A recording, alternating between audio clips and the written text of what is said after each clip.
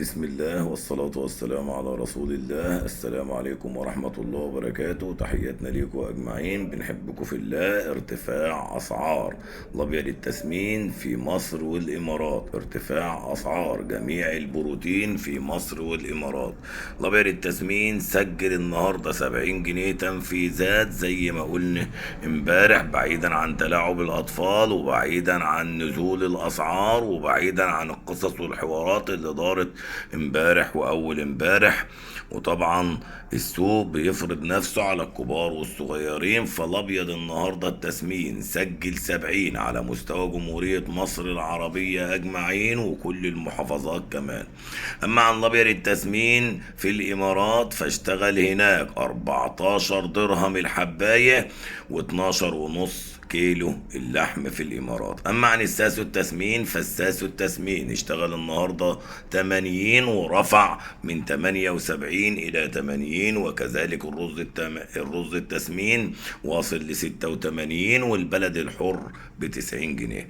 ارتفاع في اسعار الامهات بعد الانخفاض، بعد ارتفاع اسعار الابيض التسمين وصلت ل 65 تنفيذات، وكذلك منتجات الامهات الكتاكيت الاهالي وصلت لسبعة وثمانية تنفيذات، والشركات من 8 ل10 جنيه تنفيذات.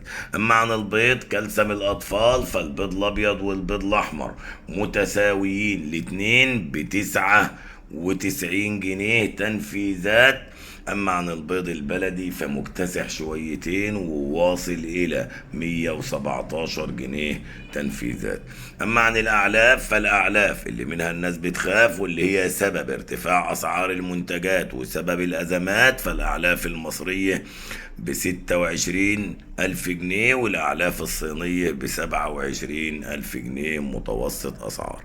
عشان تعرف اسعار الدواجن جملة وقطاعي تابعنا على صفحة بورصة المنصورة للدواجن إدارة الحاج عبد المغيث، واضغط لايك باستمرار يصلك كل جديد. وكمان على قناة رئيس جمهورية الفراخ على اليوتيوب تعرف أسعار الفراخ سواء في مصر أو في الإمارات. وطبعا إن شاء الله خلال الأيام الجاية هيكون في استثمارات كبيرة بين مصر والإمارات بالنسبة للبروتين الأبيض التسمين وكذلك باقي المنتجات البيض والكتاكيت، وإن شاء الله هيكون في خير خلال الأيام القليلة القادمة.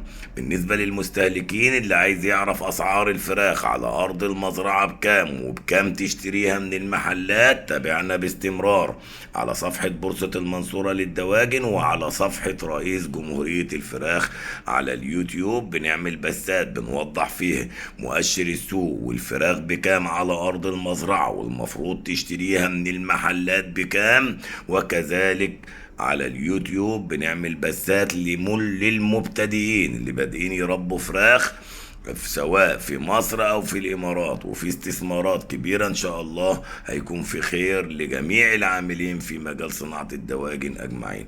اللي بحب النبي يصلى عليه واللي بحب الخير للناس يعمل شير وتابعونا باستمرار تعرف كل جديد. نشوفكم من خير لخير وما ننساش اللايك والشير، والسلام عليكم ورحمة الله وبركاته.